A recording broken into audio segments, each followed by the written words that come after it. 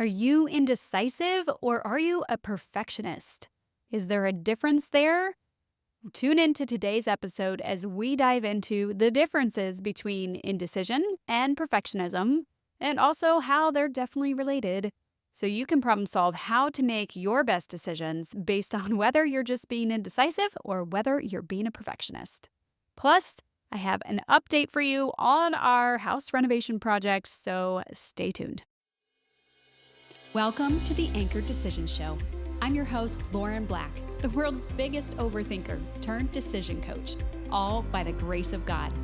Now, I'm on a mission to help you make easier decisions, discover God's will, and live with purpose. Tune in weekly to hear real-life decision stories, expert insights, and faith-based strategies to help you navigate your decisions with confidence. So ditch your pros and cons list and learn to make better decisions without asking your mom or losing another night of sleep. Let's go. So, people have been asking me, how are your house renovations coming along? Well, they're not. We are working on plans for our kitchen still. And my dad came over the other day and said, "What's the latest drama with your kitchen?" Because honestly, every time we talk with him or other people, we have a new plan or idea for what we want. And I felt a little weird about it. Like, here I am helping others make decisions, and I cannot for the life of me commit to one plan for our kitchen renovation. But then it hit me. It's not because of indecision, it's because of another energy sucking, mind controlling, mind draining tendency: perfectionism. So, a little backstory for you and an update on our project. As you know from episode 11, we're getting ready to remodel our house. We're doing a full kitchen renovation, floors, doors, some updates to the living room, and some of the problems that we're trying to solve with redoing our kitchen.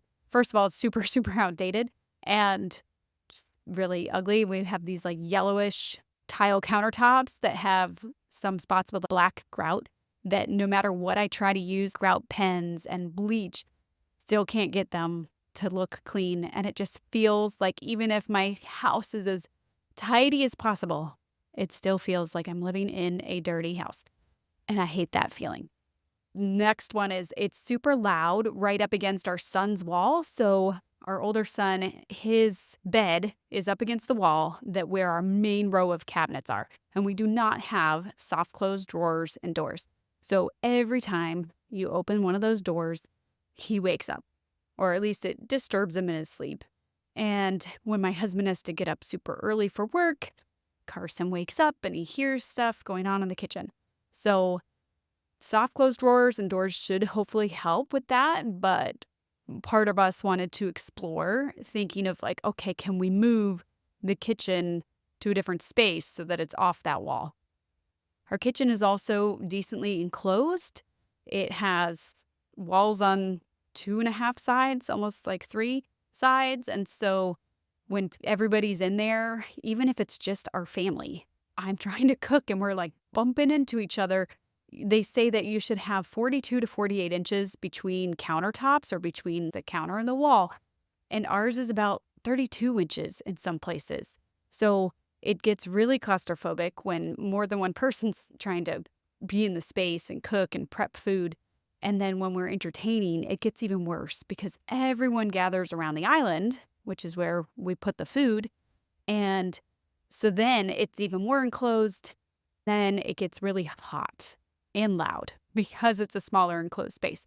So we've got the oven and the stove going a lot of times that's right by the island. And it's just, no matter how much we crank down the AC, I feel like it gets so hot in there and I'm sweating as I entertain people. And then one other issue that's not the biggest deal, but you can't see the TV from the kitchen because it's not open floor plan. So if we're having people for a football game, or if I want to supervise what my kids are watching while I'm making dinner, then you can't see it from the kitchen. Or even if you're watching a movie, want to jump up and grab a snack. Not the biggest deal, but it still would be nice to be able to see a TV every once in a while from the kitchen. So we've been trying to solve these problems, and we've been exhausting all options. So we have looked at switching the dining room and the kitchen, but the dining room has a bunch of big windows and sliding glass doors. It's not really feasible there, even though it's a bigger space.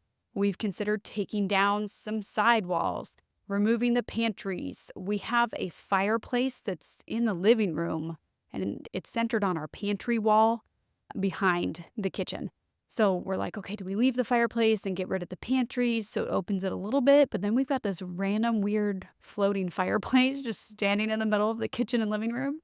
But looking at that, we were looking at switching from the island and peninsula to like one bigger island, maybe removing some of the windows in the dining room that we just put in a year ago. Do we do that so that we can move the dining room and the kitchen, switch them? So, point is, we have been trying every option and weren't finding anything that really met all of our needs and that really solved our problems. We've thought at one point that we had finally finalized our kitchen design, basically keeping the same footprint it has now since nothing else seemed to be working. And we weren't crazy about that idea because it still didn't solve some of our problems, but we felt like nothing else was going to work. And then we had a friend come over who's good at flipping houses, and he suggested something crazy that we hadn't even considered at the time. And that was to completely remove the fireplace and the whole wall between the living room and the kitchen. And I almost cried because I love our fireplace. We have this shell stone coquina fireplace that's just so unique. It's wood burning. You don't find fireplaces like that in Florida, and that stone is just really, it's probably very expensive these days, first of all, and just rare and unique, and it's beautiful. And it is a little odd that when you're in the living room, it's the opposite wall of the TV. So if people are hanging out and you're watching TV, you're not even looking at the fireplace. But I do look at it every time I walk through my house, and I love it. And at first I said, absolutely not. We are not removing the fireplace. But then we decided to mock things up. So again, go back to episode 11 if you're doing any house projects, because I mentioned there how to kind of mock things up or visualize things so that you can actually see what it would look like.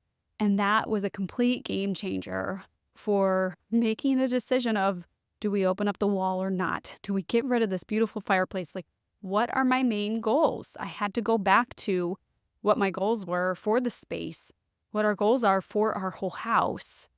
And it made more sense and it ticked more boxes of what we were looking for to remove that wall that will make our kitchen so much more open. It'll feel just completely different if we remove that wall, have so much more space for entertaining, for food prep. And yes, we're getting rid of a pantry, so we will have some kind of awkward space issues there, but we're adding a coffee bar and some bench seating in the corner of our dining room, so we can store some of the things that we don't use as much over there. And we'll have this new giant island that we can store things in. So once I saw it and threw a few new brilliant ideas of my own in, if I do say so myself, we realized this was the one. Now, logistically speaking, will we be able to pull it off? I'm not sure. We're working on finding an architect or contractor to give us some quotes on what we want done and praying it's not astronomical. But I say all this to show you what's the difference between indecision and perfectionism, and which one were we dealing with here. So it may seem like indecision because we weren't committing to any one set plan. We'd go back and forth between ideas and haven't been able to make up our minds. But in reality, it's perfectionism. We are putting a good amount of time and money into this renovation. It's a one-time thing. We're not gonna change things up in 5 years if we don't like what we choose. So it is worth it to us to explore every option until we find perfection. Okay, maybe not like perfection, but until we find a solution that solves most of our issues with our current situation and is something we love and don't feel like we're just settling. I'm in this home design and decor Facebook group, and I can't tell you how many times I see people doing these two things. One, people will ask questions to the group like, I'm having my house painted tomorrow, or I have to decide by tomorrow which countertop or which flooring. What do you suggest I go with? And I mean, sometimes they're asking for colors or materials they haven't even seen in person yet, and yet they need to pick it by like tomorrow. That is not going to get you something you're going to be happy with. And so then you see all these posts where people say things like this: "We rushed our decision. I absolutely hate it." Or "I'm tearing up $30,000 worth of flooring to redo it." Or "What can I do to make these countertops look less busy with this backsplash?" And honestly, sometimes this comes down to people go into these design spaces and they see a countertop sample that's 8 inches wide with a color swatch that's 2 inches by 3 inches and one piece of the backsplash. And they're like, wow, that looks great together. When in reality, once you see bigger swatches and you see the full countertop, or you've got this whole backsplash, it can look horrible together. So that's on their designers, honestly. And the general person might not know any better. So once again, that's why I suggest mock it up. Go into Canva if you have to. It's a free design program. Go into even Instagram. You can take multiple photos and put it into an Instagram story. You don't have to post the story for anyone but yourself, so that you can just see what things are going to look like. But back to indecision versus perfectionism. You just want to take your time with any permanent decisions. So anyway, you see these people having these issues, and I don't want to be that person. But back to the difference between indecision and perfectionism. Let's take a look at what those could be. So indecision would be having the options in front of you already, but just not sure which one you want. So maybe on Monday you lean towards option A, on Tuesday you like B, and on Wednesday C. Then you ask your mom and your sister and your friends, and they all like different ones. So that doesn't help. Then you post to a Facebook group, and some people loathe the one that you think you like the most and rave about the one you were about to pass on. So now you're even more confused. On the other hand, perfectionism is seeing option A, tweaking it several times, but it's still not right. So you try option B and tweak that a few times, but it's just not what you're looking for. So then there's option C and D and E. You make lots of returns, you get more samples. Are you starting to get the picture? I'm actually going to give you a little quiz. Don't worry, it's not being graded. To see if you can detect whether these scenarios are indecision or perfectionism. So 1, you're looking at dresses to wear for a wedding. You love the long green dress for its elegance, but the tea-length blue dress is way easier to dance in and feels more you. Is that indecision or perfectionism?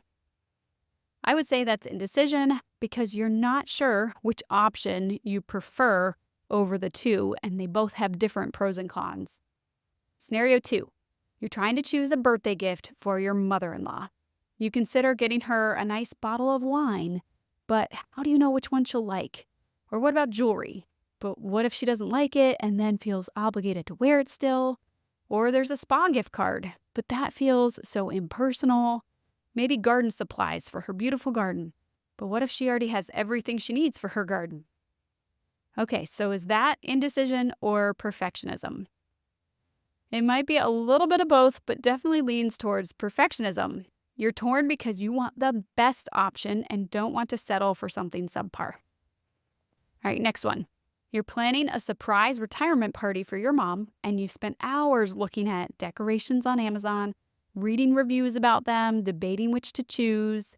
You have your cart filled with 5 different balloon arches, 4 different banner options, 3 cake stands, 2 cake toppers, and 5 different gift ideas. Is that indecision or perfectionism? It's definitely more perfectionism. You have multiple options, indicating you're looking for the perfect choice and want to make sure your choices meet your expectations and are able to live up to the vision you had. All right, and scenario 4. When choosing between cars, you love the trunk space of the minivan and how family-friendly it is with the sliding doors and all that space. But you love how high up you feel in the SUV, feels a little cooler to drive and less like a mom-mobile. Which, side note, I'm not bashing the mom-mobile. I drive a van and I love it. But do you think that was indecision or perfectionism? I'm going to call that one as indecision. You like both options and you are struggling to choose between them of which one you're going to like more. So, overall, indecision and perfectionism can often go hand in hand. And usually, perfectionists tend to be more indecisive because you want everything to be perfect and the best. So, you agonize over which option that is. But let's dive into a little more of the differences between them. Indecision is the inability to make a decision promptly. It often arises from fear of making the wrong choice, fear of the consequences, fear of missing out on a better option. And this fear can be paralyzing. It leaves you stuck in a loop of just going back and forth and back and forth. Indecision's often rooted in a lack of confidence in your own judgment. People who struggle with indecision tend to overanalyze every option and potential outcome. And this can lead to analysis paralysis, where no decision's made because you're just overwhelmed by the possibilities. Or maybe you're a people pleaser and you struggle to decide because even if you have an option in mind, you're concerned about what others will think of it and if they'll be happy with that choice. And also, indecision often stems from just not knowing what you want or what you think will provide the best outcome. On the other hand, perfectionism often stems from knowing exactly what you want, but struggling to find the solution that meets that expectation. So you want everything to be flawless, and so you set out in perfection of every detail. Perfectionists have very high standards for themselves and others. They're known to return things more often because the item didn't meet their expectations or standards, or maybe they purchase several in order to see which one is the best. And unlike indecision, which is driven by fear, perfectionism is driven by a desire for control and for excellence. Perfectionists believe that anything less than perfect is unacceptable. This mindset can be a strength, and it can also, as we've been seeing, be a weakness. Perfectionism as a strength can lead to high levels of achievement because perfectionists want perfection. They want to excel and they're motivated by that.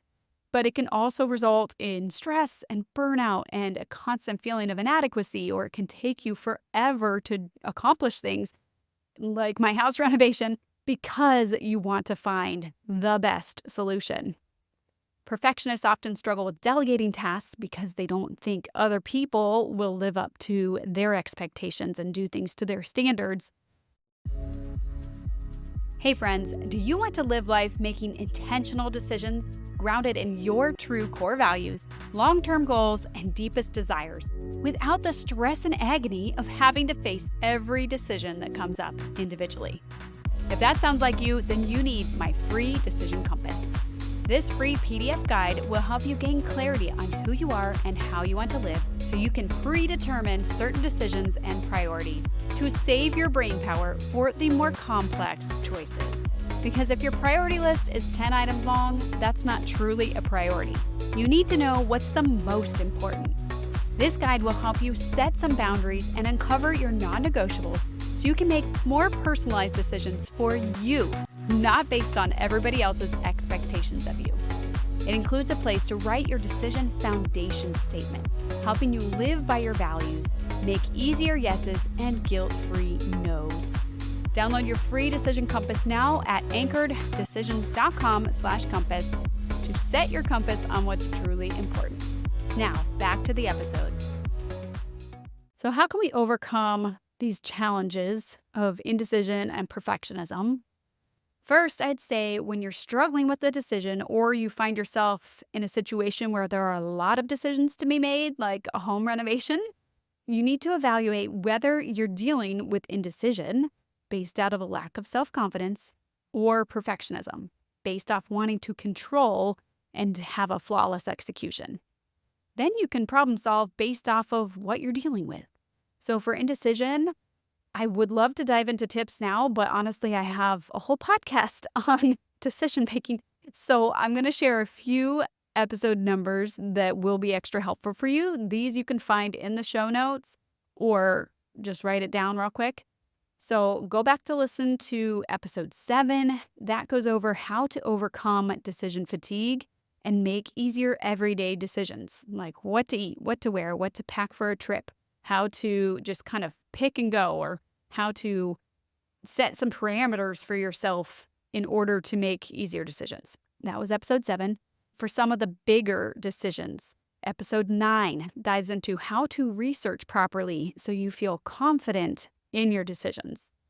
And episode 10 helps you to envision the outcome of your decisions so you can picture how it'll turn out. So whether that's buying a new home and envisioning yourself in it, or choosing a career path or a different job, or even house renovations.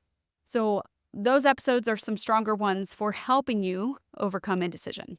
Now, if you're a perfectionist, I don't have as much content on that yet, but I advise you to first evaluate whether the thing you're torn on needs to be perfect. If it's just your mother-in-law's birthday gift or the retirement party for your mom, does that have to be absolute perfection? Really?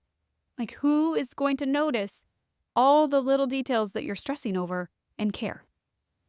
And maybe you've got a perfectionist you're trying to please with some of these things, but honestly, in a year from now, are they going to really remember or care about those little things that you're stressing over? So pick and choose what you actually want to be perfect. My brother just got engaged, so we're, starting to throw out ideas to help him and his future wife plan their wedding. And I reminded them that people don't remember little details from even weddings. I couldn't tell you what we ate at any wedding except for 3. One was my own wedding, which we obviously picked out the food together. I know what we ate at my wedding. Don't remember the appetizers, actually, but I remember the main entree. One of the weddings I went to had Sonny's Barbecue, which is a local barbecue place, and it was awesome and delicious, and so that kind of stood out.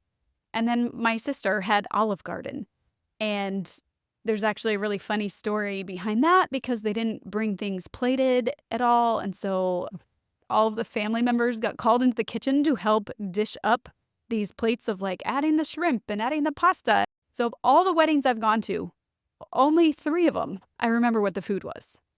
So certain unique things stand out, but overall, no one remembers years later. They remember the overall experience. They remember having fun and dancing. So focus your time and energy on the things that you remember about other weddings and the things that are important to you. So if it's a house renovation, if it's choosing a career, if it's deciding on a family vacation, think about what's important to you, what you're going to remember, what you're going to care about, and put your perfectionism, time, and energy into just the most important details. Then let everything else go and just pick something and move on. It's going to be good enough. Now, overall, in these decisions, when I'm telling you to not be a perfectionist on things, those are for especially smaller decisions or not permanent decisions. If you are planning a house renovation or purchasing a home or putting in a pool, things like that, I honestly think it's okay to be a perfectionist there. I would personally much rather spend 6 months planning and get it right than rush through those decisions in a month and have regrets. So yes, you can still have regrets if you take 6 months to plan, but at least you can tell yourself, hey, I explored every option and took my time picking things out and did the best that I could, rather than having to say, well, I was impatient and rushed through the decisions and I wish I had spent a little more time thinking things through and looking at full-size samples or getting a bigger picture of what it would look like. And I was just talking with some friends that said, oh, that sounds like an absolute nightmare. I could not do that. They could not spend months on end picking finishes, deciding a floor plan. They're the type that just go to Home Depot, grab one sample. Yep, it's good.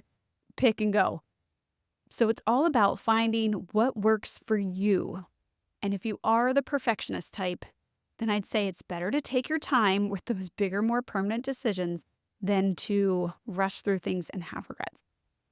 So I hope you enjoyed this episode and found it helpful to determine whether you are indecisive or a perfectionist and how you can move forward and make easier, more confident decisions in those things that you're facing. I will see you back in likely 2 weeks since I have been cutting back a little bit on the podcast for summer. But I hope you all are having a great summer. And I would just love to hear from you if you enjoyed this episode. Just take a screenshot of it and post it to social media and tag me. That really helps boost my show and helps me to connect with you. So thanks for tuning in. Thanks for listening all the way through. If you want more content on making intentional faith-based decisions, go through my playlist and download any relevant episodes. Hit subscribe so you never miss an episode, or head over to anchoreddecisions.com to find more decision-making resources. See you next week for another episode.